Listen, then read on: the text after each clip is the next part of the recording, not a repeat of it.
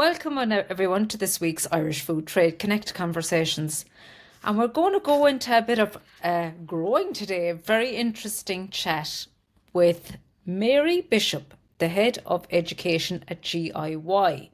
I met Mary at the Sound Festival. We were sitting across each other having a lovely dinner at the Long Dinner Festival in Sound a few weeks ago. And when I had chat with Mary, I just said, I have to get her on the podcast. So interesting. Mary, you're so welcome. Thanks so much for having me, Margaret. Yeah, I'm looking forward to our chat today. So now, Mary, tell us about GIY for people that might know what it means.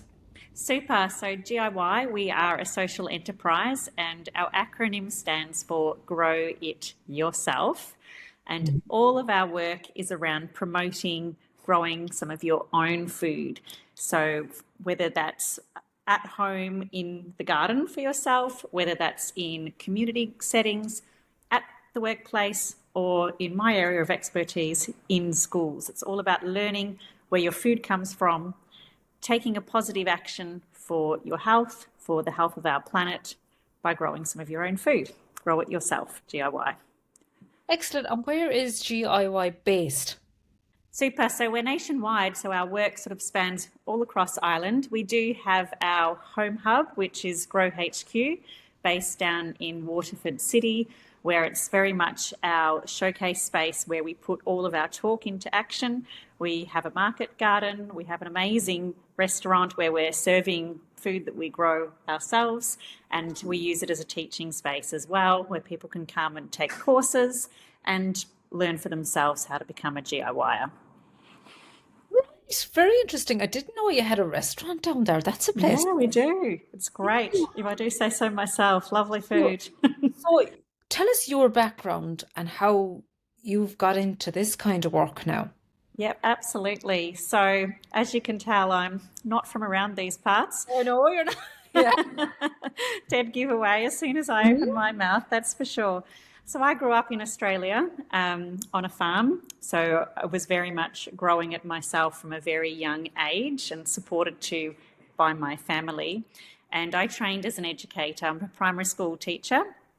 And very much when I started teaching, I started growing with children that I had in my classes. So my first class would have been what we call prep, so junior infants over in Australia.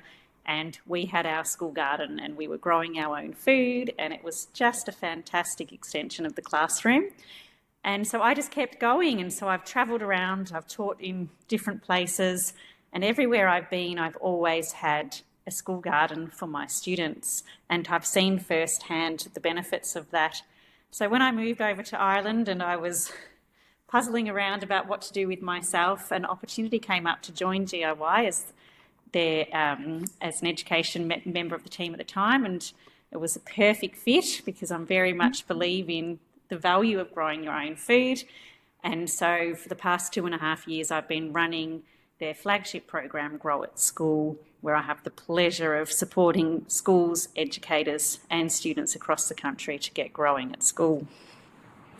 That's a rewarding job, Mary, I'd It's say. really rewarding. Really rewarding. Hard work, but very rewarding. You know, because if you're not from a farming background in this country, right? You know, I came from a farm, but my children aren't. And it's like they don't know how anything is grown. Do you know, they just don't know, or where anything comes from. So this is why I'm fascinated by this, and having spent many years in fresh produce myself and worry about the future of it. I think this is a really, really important piece of work that you're doing. Really important. Tell us about education in, like, you've actually taught in quite a lot of countries. You've been around. So this, I know I might not look like it, but I have. Way possible now, Mary. You've been around. Yeah, I've been around. No, but it's I suppose what you have seen in the different educations, and tell us about it in Australia versus where else you've been and what you see here in Ireland.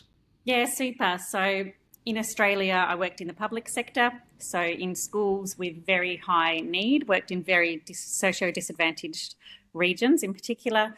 where a lot of children would not have had a lot of opportunity to have a garden at home. Most of them would have been living in housing commission flats, but also very diverse cultural backgrounds. And so food is an amazing leveler, because I find that people come at food from all sorts of different backgrounds, and so when they bring in what they have experienced in their home culture, and then another child brings in their story, it can be a really, really great community building piece. And I definitely felt that in Melbourne, teaching there.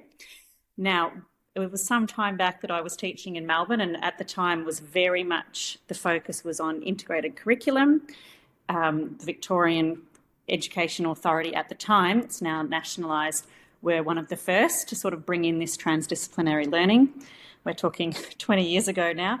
And so it was really great to be able to use the garden as a space to bring in sort of more formalised subjects. It was quite natural.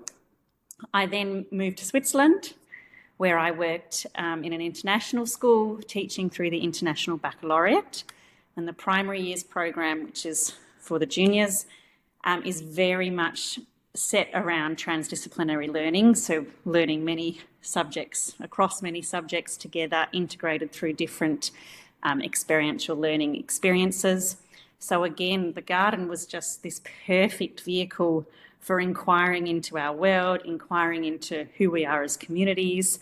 You could really tap into so many different ways of being through the garden. And so both of those curriculum models were really quite well aligned to having a garden, but also this idea of working, teaching smarter and not harder by integrating and by sort of working almost backwards by pinpointing what do we need to teach in terms of certain outcomes, but then how can we use the garden as the space that facilitates that. So moving out of a workbook, moving out of a worksheet and filling in the boxes, and moving into more of a co-constructed learning experience with children.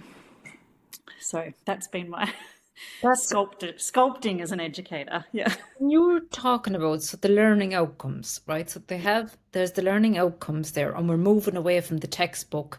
Yeah. And so how do you get that cross learning for someone that's not an educator, or, how, give us if you have an example of how that works on a certain subject, because Yep, super. So I feel like a really obvious one now, obviously there's very clear outcomes for science around plants and life cycles. Yeah. Those are the obvious ones. I'll shy away from that actually, because I feel like they're pretty self-explanatory. But I'll tap into something that perhaps people would think, oh, that's unusual. And that's actually visual arts outcomes. So there's a lot of learning outcomes in the primary school curriculum in visual arts around observation, around line, around natural shape, that all of these things can be taught outside in a garden space by observing, by interacting with what you're seeing in the garden, sketching things out. Botanical scientific illustration is a really fantastic opportunity to tap off some of those visual arts outcomes that would often just happen inside in the classroom. Often we're bringing in plants and things for children to observe in a classroom. Let's pivot that and take them out, and they can start to see the way colour interacts with these things in the natural world. Also, you can then start to bring in measurement outcomes. So if you're observing, say, your salad plants growing, your lettuces growing in the garden, and you're looking at shape and line and texture as the visual artist, you then might also be starting to look at measures. Now, depending on the age of the children, the younger students would be having learning outcomes around informal measures, okay? So they're comparing size, like this leaf is bigger than that leaf, or this is wider, shorter, thicker, thinner, all of these types of things. Older students then would be looking at more formal measures. So they might actually have their measuring tools out there, and they'll be measuring these things and then doing a scale visual representation of what they're observing. So you're starting to then get mathematics, visual arts all coming into play by observing and interacting with what they're growing in the garden. So rather than teaching these concepts in isolation in the classroom, you can start to be bringing them together in that type of space. I wouldn't have ever And while you were saying that, it brought me back to my own national school days. Now, that's a long time ago, but um, we used to bring in, and what you were saying was bring it in but take it back out. Yeah. We used to bring it in, and like what came to mind there was the leaves. This it was Mhm. sycamore leaves. Just you know the way some you get a flashback from your childhood when you're talking about it. And we'd put it in a press it in a book, like kind of dry it.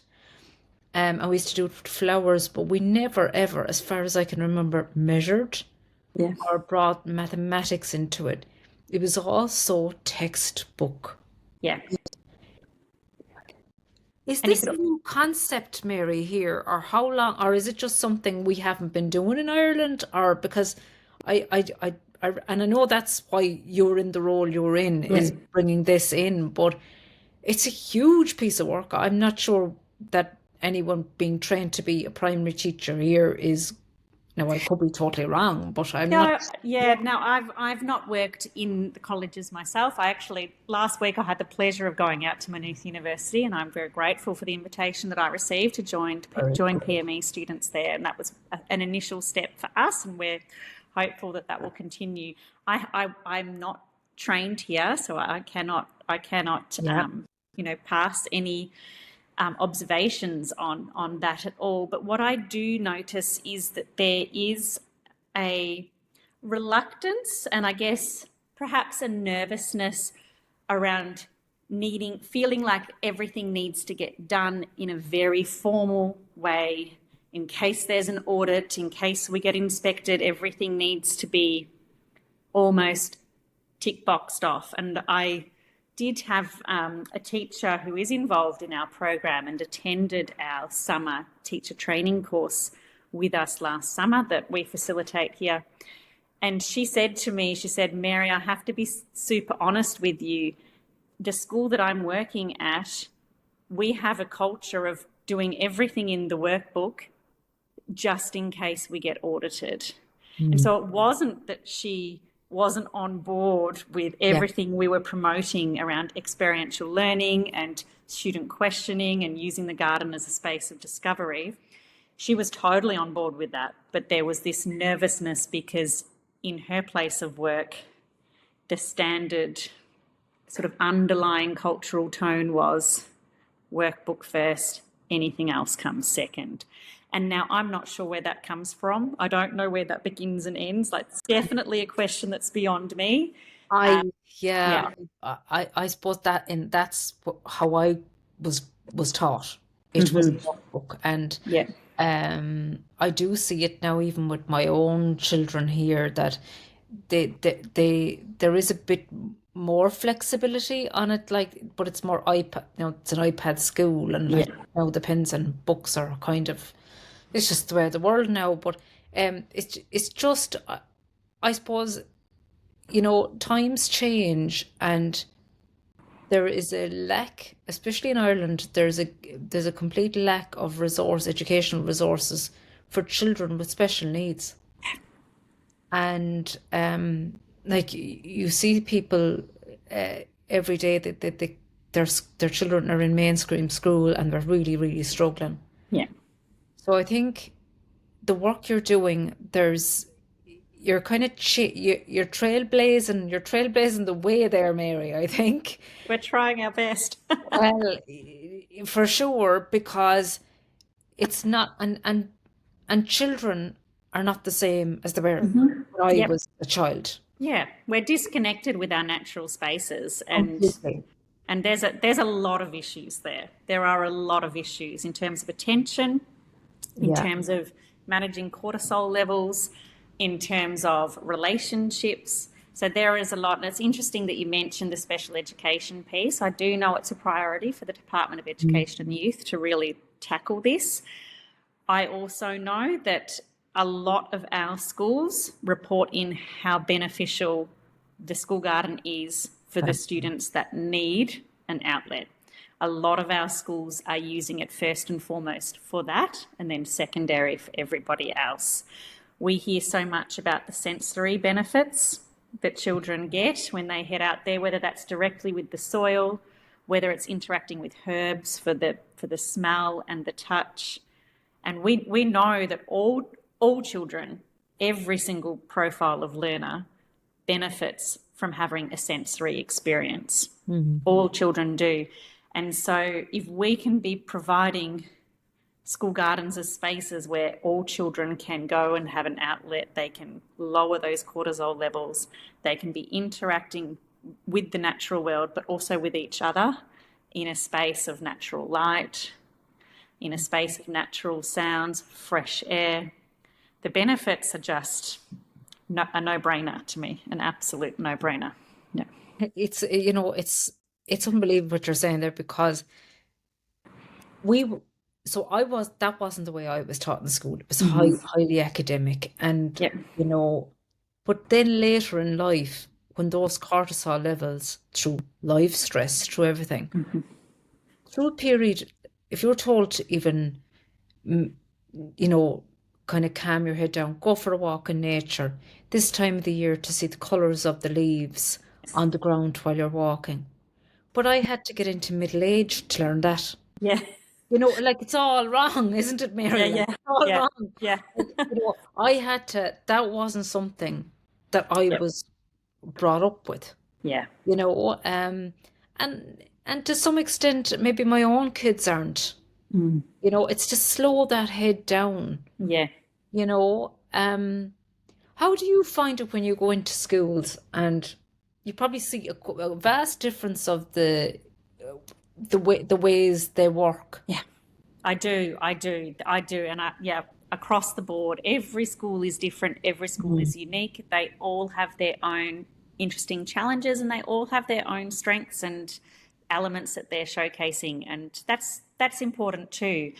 Schools have their own personalities, just like we do. Yeah. I've been in all types of schools. I've been in schools where they're growing so much fruit and veg in their school garden that they're having little markets to sell things, back to the community in the spring and summertime. I've been into some schools where their site is so constricted and they're so overpopulated that they only have space to put their garden on the roof. And so therefore it has to be very highly managed in terms of children can only ever be there, with an adult, and it has to be very highly structured, but it still works. I've been in schools where they're just starting. They have no garden at all, and out you go, and you're having a look around their site and helping them to make some decisions on what to get started with. So I've seen it all. I've seen some school gardens that are used all year round. Even when the garden is sleeping, it's still a space that's being observed and monitored and interacted with.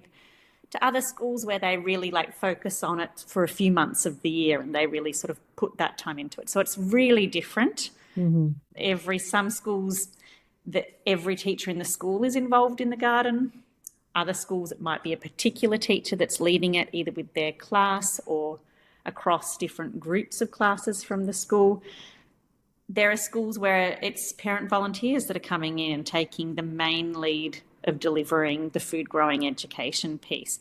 So it really is different. And I think that's a good thing, because it's really important that schools take it and make it work for themselves.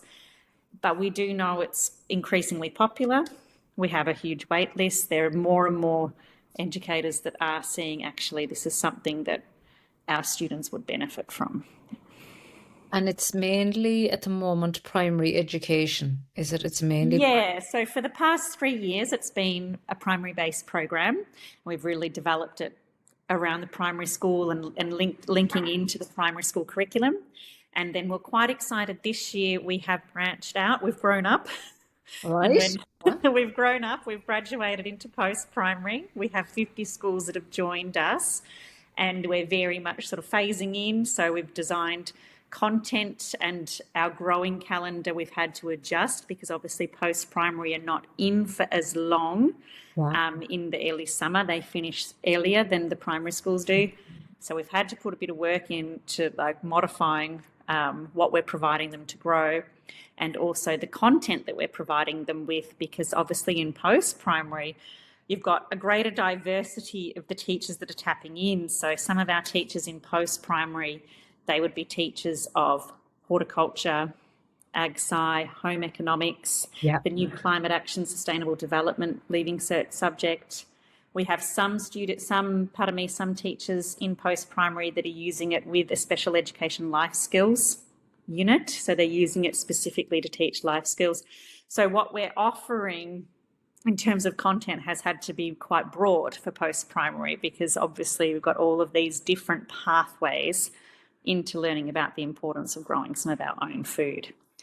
But we're really excited to be in post-primary. And again, the Well, wait list is already growing for post-primary schools as well. Like oh, there, there's a huge need for it. I mean, I just think it's like, and I suppose for the city schools specifically, yeah, because as you said, there's no, and I think that's a very tender age. I know the younger are 10, but once they get into teenage years, it's a yeah, completely different, and this is where we're going to get the next set of growers, you yeah, know, absolutely. that just because they don't come from a farming background, if they have an interest in growing, and Yeah, because you need to get that before you go into the third level or into yeah, a absolutely. horticulture's degree or something like that, or even into ag science. Like, how do people know they're going into it? Like, I mean, I when I finished, I fell into food because I loved home economics in school,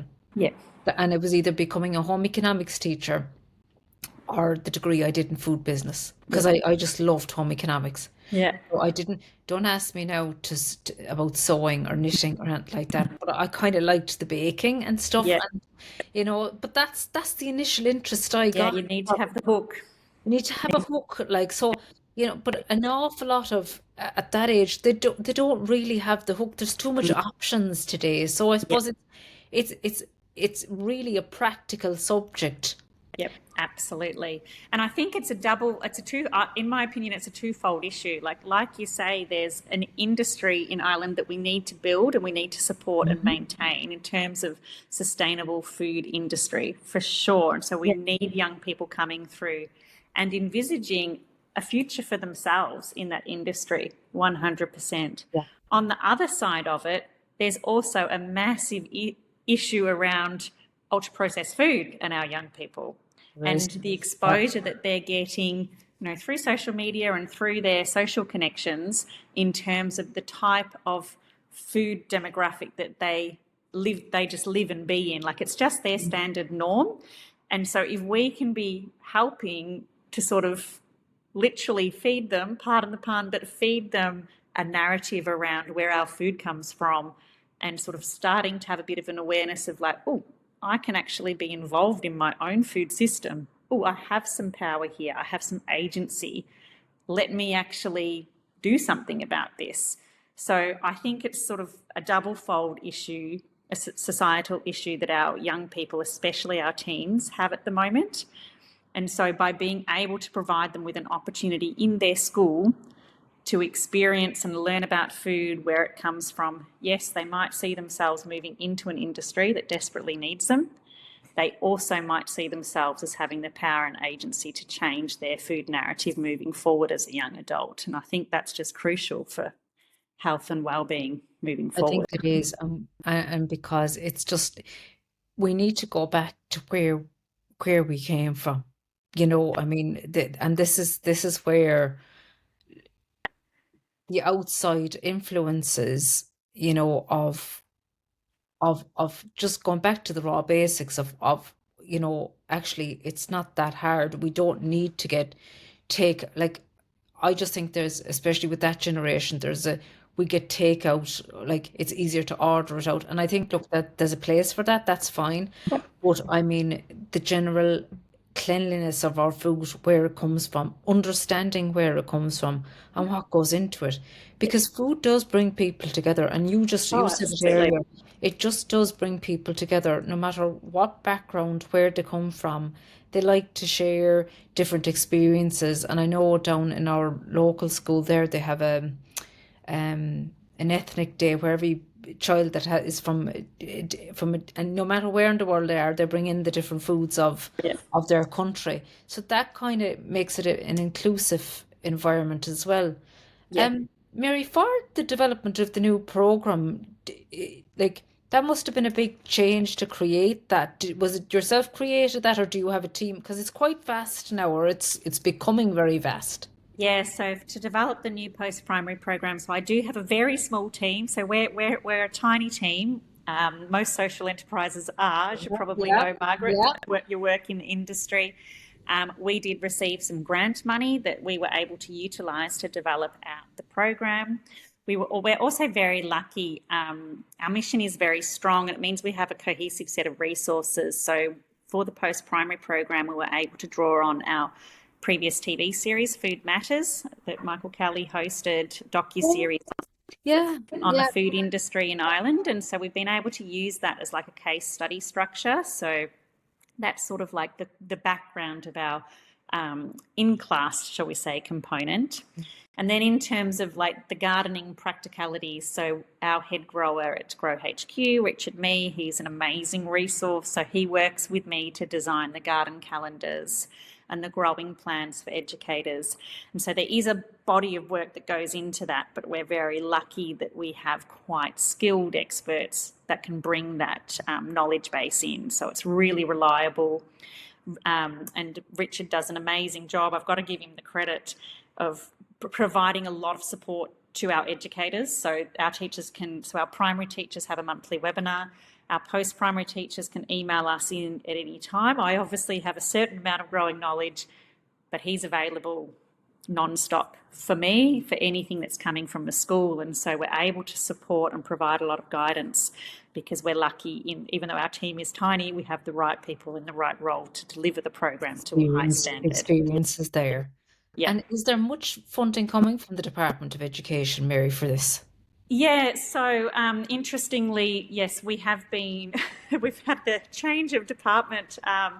So we've been working quite extensively, myself and GRY CEO Michael Kelly, to encourage the Department of Education to finance and to support our work and in particular to support the schools that are waiting at the moment, in particular the primary school program.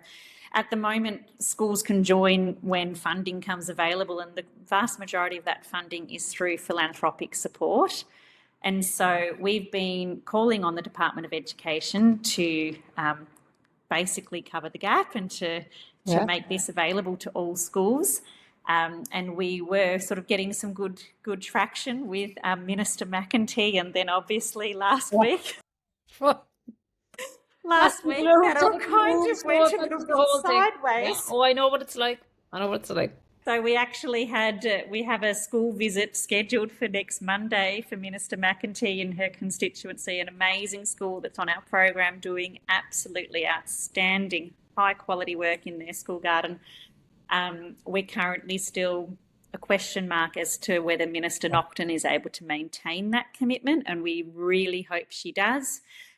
We appreciate and we understand it's obviously a time of transition. At the end of the day, the ministers are human like the rest of us, but we're definitely very keen to continue that conversation because, as we've discussed, it's just crucial. And there is a need, there is a need. We have an extensive wait list, about 200 schools sitting there on the wait list waiting to join the program.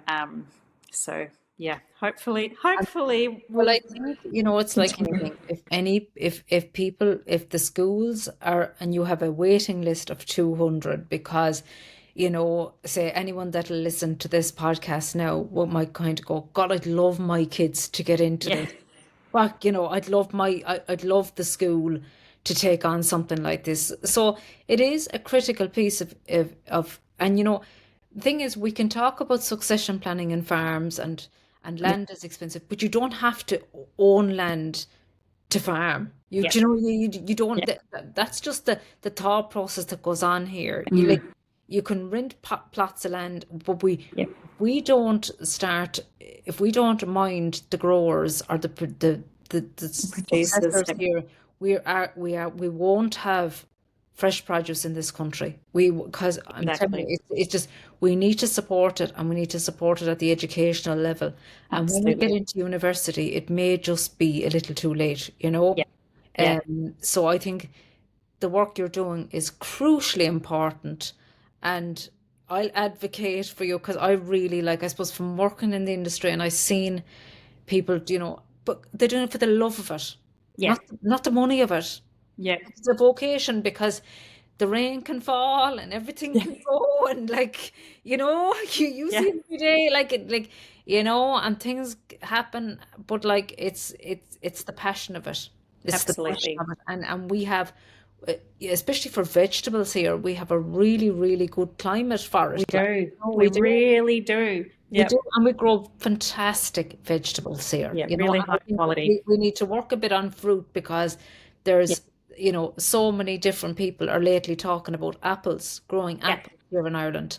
And, there's just not enough people doing it. Yes, We exactly. get paid properly for it if they're going Yeah, to do it. So I think it's an absolutely fantastic piece of work you're doing, Mary, and yeah. your team at GIY. Thanks so much for coming on and You. speaking about this very important topic with me today. Thanks Thank so you. much for having me, Margaret. I've enjoyed our chat.